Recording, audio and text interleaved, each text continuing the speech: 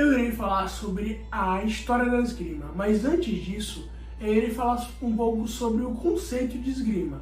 Bom, o esgrima é um esporte olímpico disputado com espada, florete e sabre. E nesse sentido, ele tem como objetivo tocar o inimigo, o adversário, com uma dessas armas brancas.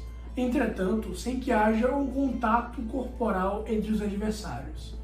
E voltando agora mais para a área da história da esgrima, a esgrima, de acordo com registros históricos, ela apareceu na Europa no século XVI. Entretanto, a sua prática é muito mais antiga, porque ela era usada como meio de sobrevivência para a humanidade, pois os nossos antepassados a utilizavam para caçar, para se defender e combater qualquer eventual inimigo. E nesse sentido, antes da prática se tornar um esporte, ela já era muito praticada.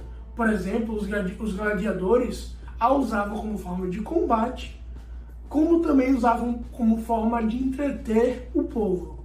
Então, a partir disso, conseguimos perceber que a esgrima, mesmo antes da sua oficialização como esporte, já era muito utilizada. Então, agora eu falarei um pouco sobre a evolução da esgrima. E, antes de tudo, é muito importante reiterar que a evolução da esgrima está amplamente conectada à evolução das armas e da forma de combate. Por exemplo, antes, bem no início do que seria a esgrima, os seres humanos não tinham controle dos metais nem de coisas do tipo. Eles usavam madeiras e pedras. Entretanto, com a evolução das armas e da ciência humana, as pedras e madeiras foram substituídas por metais, ou seja, por espadas. Então, a partir dessa conjuntura, é possível perceber o quão conectada está a evolução das armas com a evolução da esgrima. Como exemplo, podemos citar no feudalismo. No feudalismo, as espadas sofreram alterações. Elas se tornaram mais fortes e mais finas nas pontas, porque antes eram um pouco mais grossas na ponta. Ou seja, a evolução das armas, da forma de combate, faz diferente a esgrima. Além disso, é importante ressaltar que o primeiro estudo de esgrima na Europa foi realizado na Itália. Entretanto, a primeira escola oficial é de origem francesa.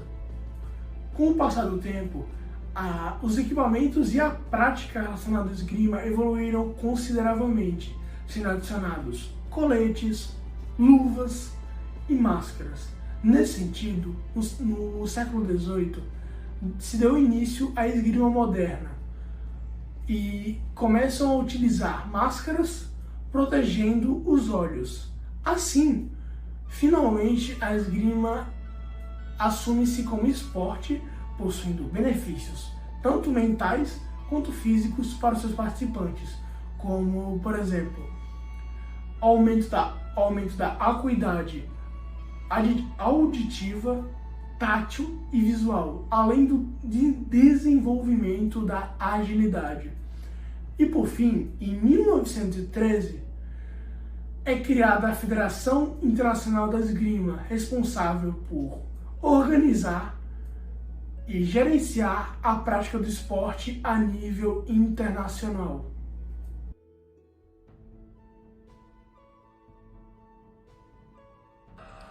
Opa, meu nome é Daniel, vou falar um pouco sobre as regras da esgrima. Na esgrima é importante que todos os participantes sempre estejam com o equipamento de proteção completo. Isso envolve máscara de aço inoxidável, luva, jaqueta e equipamentos extras que às vezes tem. É importante que eles sempre estejam com todos os equipamentos totalmente abotoados, porque se não tiverem, não tem disputa. A disputa só é iniciada após o abotoamento completo dos equipamentos. As disputas na esgrima sempre são um duelo, sendo elas feitas de 3 tempos de 3 minutos e pontua quem fizer 15 pontos primeiro. No caso de empate, há uma prorrogação de mais 1 minuto e vence quem fizer 1 ponto primeiro. Porém, nas competições, há a opção de ser individual e ser por equipe. Isso acaba não interferindo nos duelos em si, mas quando a competição é feita em equipe, cada equipe tem 3 pessoas e essas 3 pessoas duelam entre outros membros de outras equipes. No final, quem ganha vai passando para a próxima fase e ganha qual equipe vencer mais a outra. Há ainda variantes do tipo de arma utilizada. A primeira delas seria a espada, que é um pouco maior que as outras e um pouco mais pesada, onde nela você pontua por tocar em qualquer região do corpo do adversário. Temos também o sabre, que entre os tipos de arma ele é o menor, e ele tem o mesmo peso do próximo. Porém, nele você só pontua se você tocar a região da cintura para cima do adversário. E temos ainda o florete. Quando se pensa em esgrima, normalmente se obtém a imagem dele na cabeça. Ele pesa 500 gramas e ele é o meio termo entre os dois. Tem 90 centímetros. Mas já nele, a regra é outra. Você só pontua no adversário se você conseguir encostar a ponta em alguma região do tronco do adversário.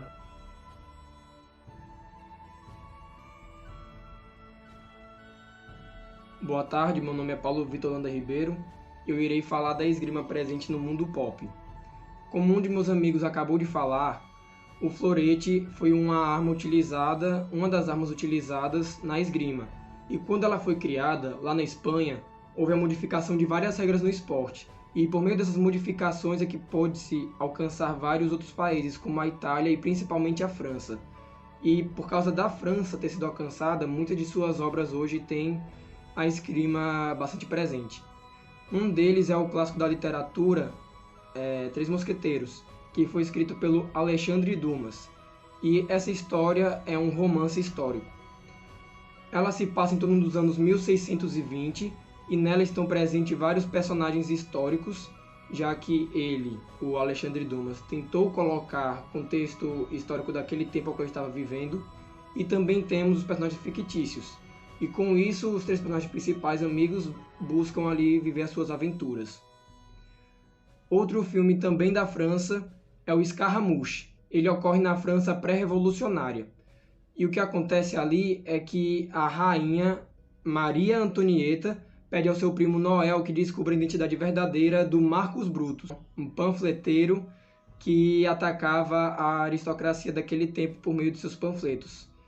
E depois de um tempo, no decorrer da história, sem dar muitos spoilers, descobrem, logo mais perto do início, a identidade dele e também descobrem que ele tem um amigo bastante próximo, que é o André Monroe.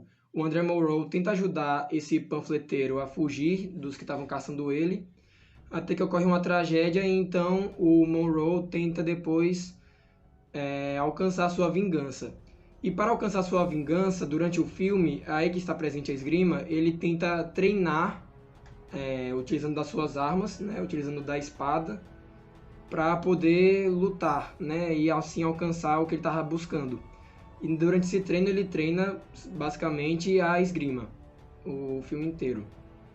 Outro filme, que é também um clássico, mas ele já leva mais para o lado nerd e também algo bem mais próximo do nosso tempo, e não é lá para os anos 1600 ou algo próximo desse tipo, é o filme Star Wars. Ele se passa num universo totalmente fictício, onde nós temos alienígenas e tudo mais, nós temos naves espaciais, e ali uma das coisas mais presentes no filme, e que é quase que uma marca do filme, é o sabre de luz.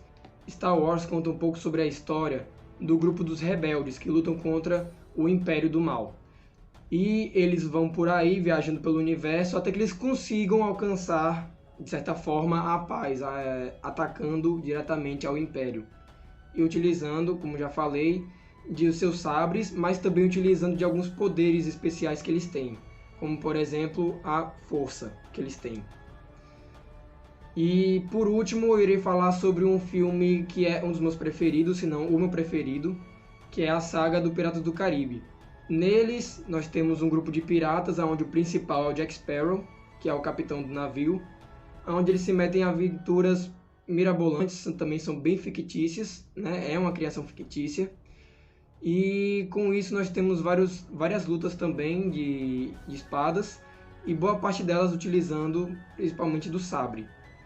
E é isso. Obrigado por assistirem o nosso grupo.